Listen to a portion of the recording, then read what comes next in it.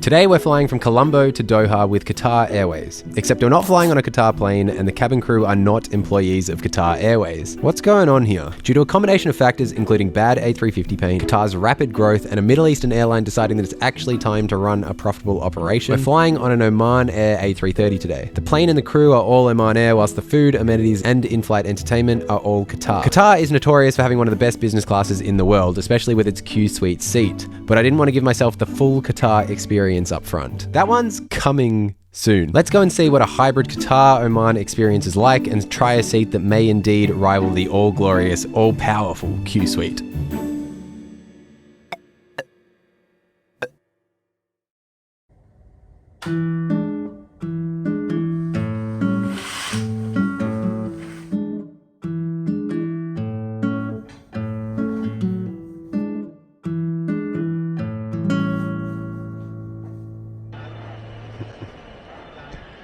Seems like we got a bit of an exit through the gift shop situation in Colombo. Flying to Paris today. Jordan, yeah, you got it all? Yeah, I know. Oh, is that the power? Ah, okay. Your computer stays on. Hey, yo, my second flight. It says first class on the ticket. The only reason that's potentially interesting, I might then be able to get into the first class lounge in Qatar. I'm gonna have to try that. I'm gonna Google the lounge if there is one. I got pretty low expectations, but I mean, that's a good way to be in life. When you fly business class with Qatar, they direct you to the Aralia lounge. This lounge is completely average. Definitely not bad, but definitely not worth arriving early for. I think you can also get into the Serendib lounge, with this being a one world business class flight. I had a bit of a confusing time getting into this one, but again, this one is the same story. If we just boil it down, none of the lounges in Colombo are worth much of a mention. Now, I mentioned just before that Oman Air has finally decided to run a profitable airline. How are they not profitable? What changes are occurring? And what does this all mean for the Middle Eastern airline industry as a whole? To explain this all properly, I need to talk about the big three. Not them, and definitely not them. I'm talking about the big three Middle Eastern airlines, Qatar, Emirates, and Etihad, and their interwoven history that all began with Gulf Air. There's a bit of deep lore here.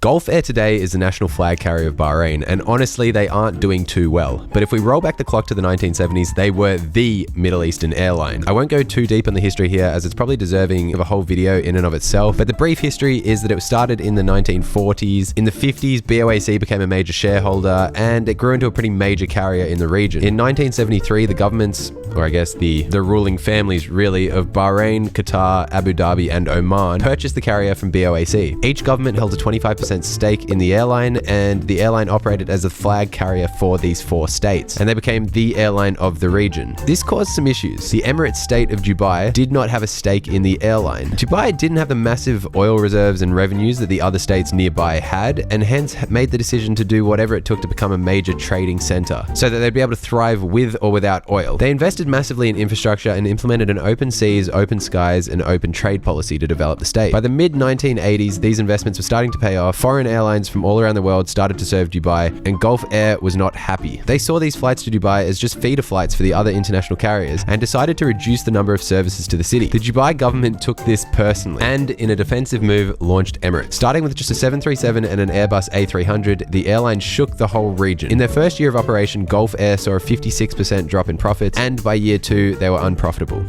While researching this, I came across a rather incredible stat. Emirates claims to have received 90 million USD in total investment from their government since inception, but has paid the government back over 7.6 billion over their lifetime. Now, there's a lot of accusations from competing airlines that Emirates gets fuel subsidies and discounted airport charges, but in my, to be frank, pretty brief research, I couldn't find any hard evidence of this. This may well just be a story of incredible airline management. We'll get back to the Oman, Qatar, Gulf Air story once we get on the plane.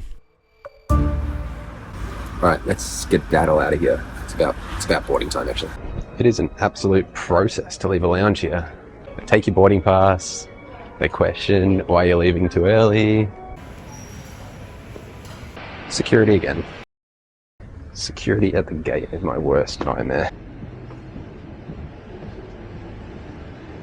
Take your second right, please. Second right. All right, thank you. Okay, thank you. Morning, welcome aboard. Morning. Morning. Oh, hello. Hi, welcome aboard. Thank you. Yeah. In there. Okay. Thank you. These seats are laid out in a 222 configuration, which on paper isn't good, but in this case, the window seats are ever so slightly staggered to give you a private little walkway into your suite seat. If you'll pardon the pun. This design is kind of a have your cake and eat it too situation. These seats are great if you're traveling with someone because you can actually talk to them, but if you're traveling alone, or maybe you're just over talking to your friend, lover, family member, there's a barrier that can be raised and you end up having your own super private suite. At least this is the case for the window seat. The aisle seats are a different story. They are super exposed to the cabin. So if you're flying on this design of seat, make sure you get a window seat. It's going to be 5 hour flights. I think you have figured everything's out there, right? Yeah, I'll figure it all out. Yeah. Thank you. Thank you. Ensure your tray table is stowed. Seat back is in an upright. Thank you for waiting. Oh, In yeah. Spanish, and you can check through the menu. That's Or just kind of like if you don't have the beef, can I just get you the... can have that as well. Yeah. No worries Oh, at all. okay. I No can have worries. both. All right. Okay. In the meantime, immerse yourself in our Oryx One in-flight entertainment system. Thickest towel ever. There's nobody sitting there, which makes it good. It would probably be a tiny bit awkward if someone was sitting there, especially when the thing's down. Initial impressions of Qatar, pretty good. They have like dining a la carte, like you just pick whatever you want off the menu and then they ask you when you want it. And I feel like I could have said, I want it 19 minutes after the hour, and she would have been like, yep, no worries. The menu looks pretty good. Didn't have any Angus beef left. I guess that's the side effect of getting on board almost last. It's really hot in here though. We need some aircon ASAP. Anyway, about to take off. We're about to take off.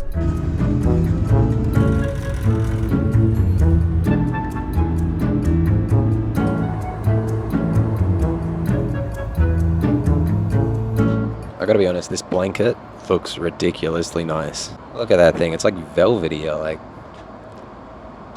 plush, very plush.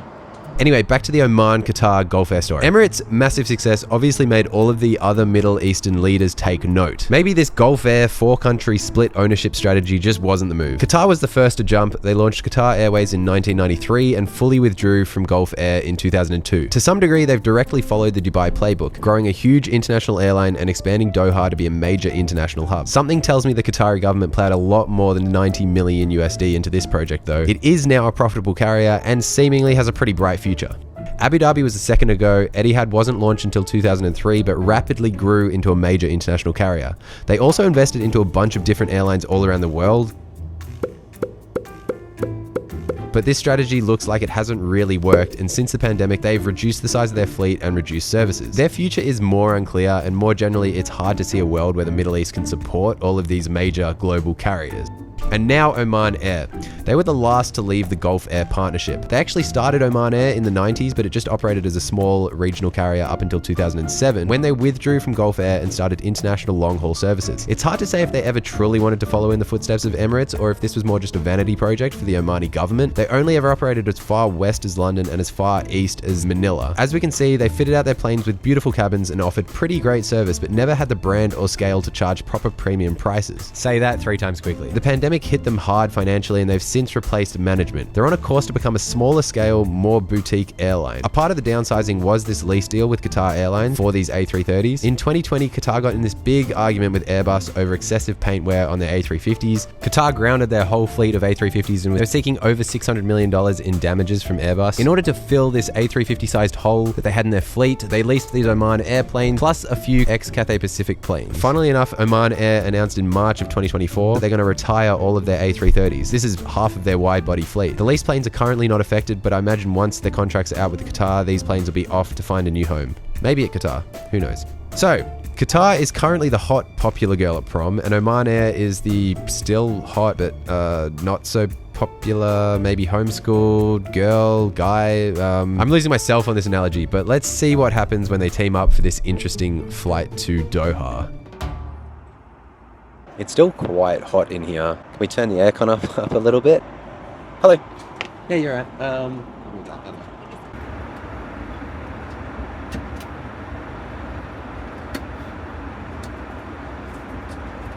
We've got some nuts. Warm nuts. These nuts. The almonds are pretty crunchy. It's nuts. Oh yeah, and I've also got this pineapple margarita mocktail because we're not drinking because it's 10:48 in the morning. I moved too quickly and they didn't put the tablecloth on yet. It's a very nice tablecloth.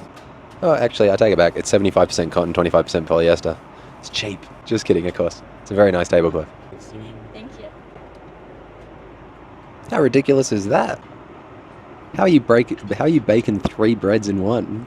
That's gnarly. I like that. Tiny little salt and pepper grinders. This is impressive. I like this. Hey. Has a Arabic meze for you? Yeah, thank you very much. Arabic meze has arrived. We've got something. What have we got? Hummus, muhammara, and tabbouleh with some pita bread. I love hummus. Brush my teeth with it. Incredible hummus. Muhammara. It is like a capsicum dip, I think.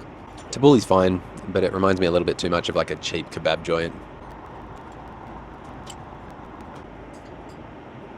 Let's do some surgery and figure this thing out. Let's dissect. Okay, that really doesn't reveal much more to us.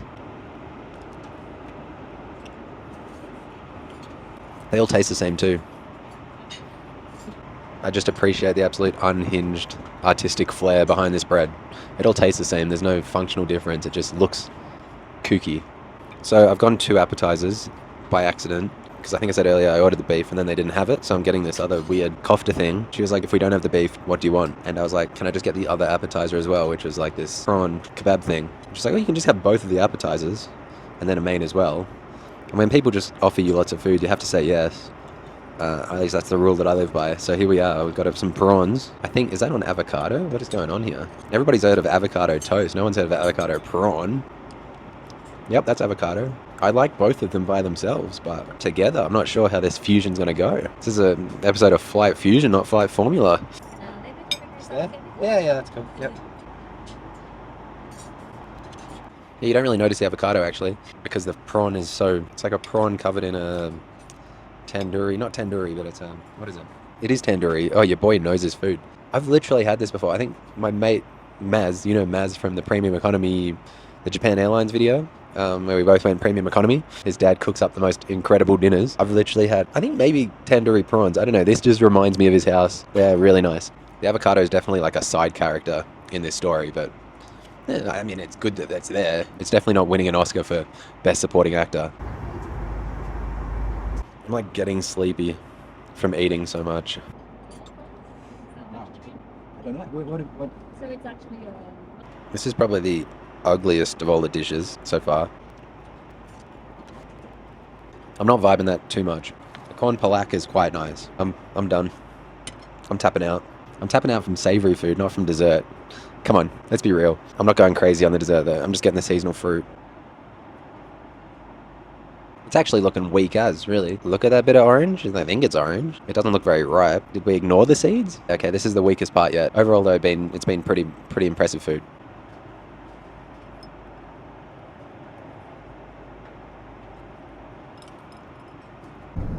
Alright, in the toilet, in the lav. Yeah, it's got a window. How cool is that? It's actually a pretty good view. It's a Gulf Air toilet. It's not a Gulf. I gotta stop saying Gulf Air. It's Oman Air. Yeah, we got standard mirrors and everything, and so, but I guess the Qatar touches are here. We've got a hand lotion and a facial spray. And also there's a toothbrush, toothpaste, and some shaving kits, which I guess if you want to shave, you could do it. I've never shaved in a plane. I'm not usually a guy to put on hand lotion or facial spray, but it's diptyque. I know that's expensive from my last Qatar lounge experience, so just out of the gaudiness of having to use something expensive, let's do that. I feel kind of powerful after that. I got a lotion on my... I'm gonna not say that. Alright, that one actually doesn't smell that nice. It's not like florally or anything, it kind of smells a bit industrial. I just hate how your hands feel after putting on lotion. It's like an oily layer on your hands, you know? I definitely won't be back for the hand lotion. Yeah, I mean, it's the morning, but I think I'm going to try giving the bed a shot. Have a nap. Try to.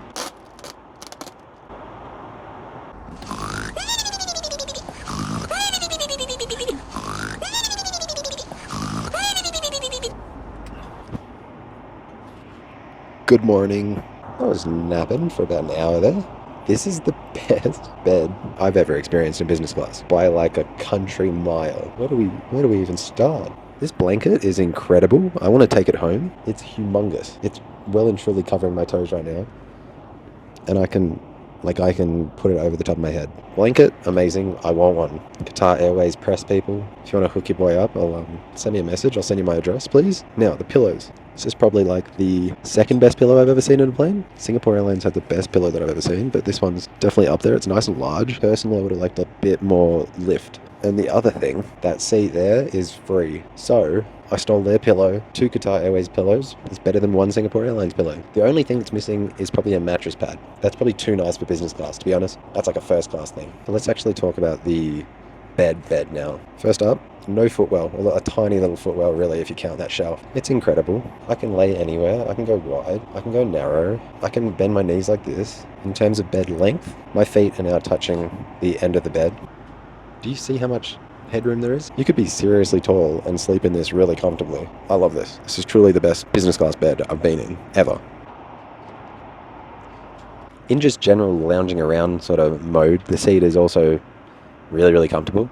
Yeah, it is narrow, but it's not that narrow that it's uncomfortable or anything. It's like a little bit noticeable when they've got the wall up, but I mean, I really don't think it's a problem. Now the TV is all the way at the end, next to the end of your footwell. It is a metric mile away, like my feet can't even touch it in sitting mode, and it's not a touchscreen. So you've got a controller here, but apart from that, we've got, see there's a bit of a shelf there, and then there's some storage down here.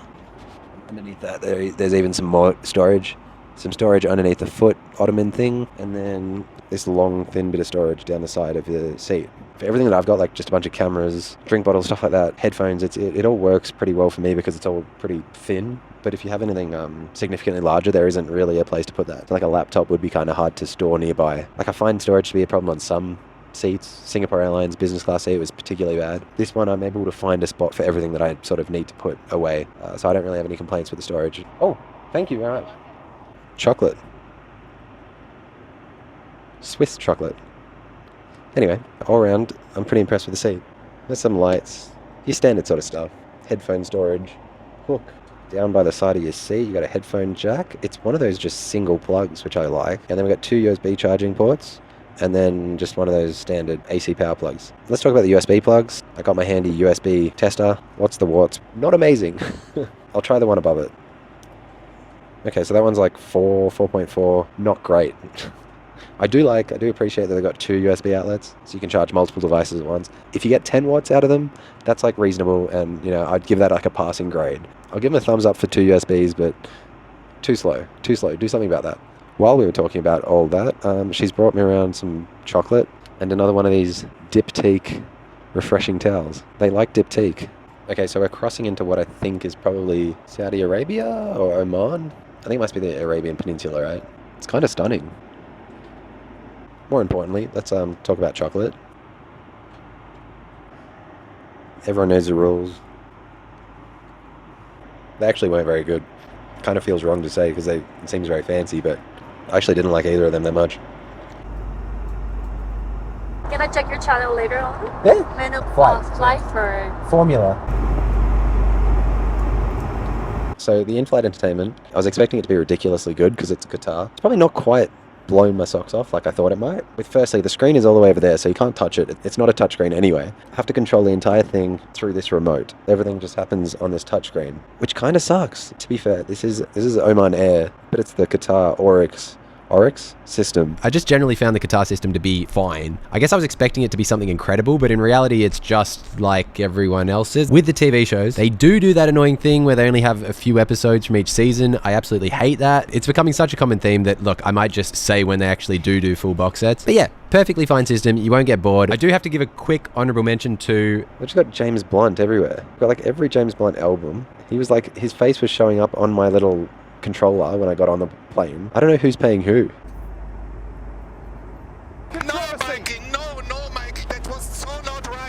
I'm honestly seeing no negatives with this seat at all. This is an incredible seat. Every airline should have this. I mean, arguably the best business class in the world is QSuites. I have not tried it yet. I think I'm trying it in about a week's time. You'll see that video when it comes out. That might be the only thing that can form any sort of competition to this seat. Briefly, it's called the Apex Suite. Oman Air is one of the ones that have them, and ANA, but it's not a super popular seat. It's quite rare. I'm not sure why. I think maybe it takes up quite a lot of space, so it's not very economic or something. That'd be my only guess. All right, future me with a voiceover's probably just told you that, you know, the density's actually the same or something. Nope. Reverse herringbone and staggered lie flat seats, like the Qantas ones, are about 16% more space efficient. So that's why nobody uses a seat.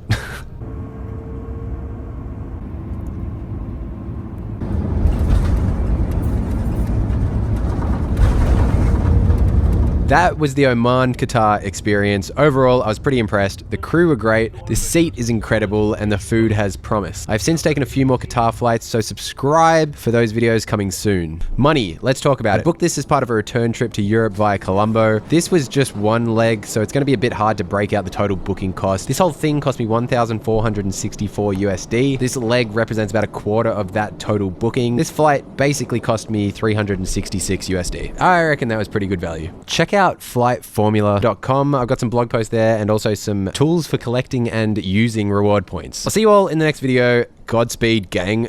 I'm gonna try that one. I think that might be my new catchphrase. All right, bye.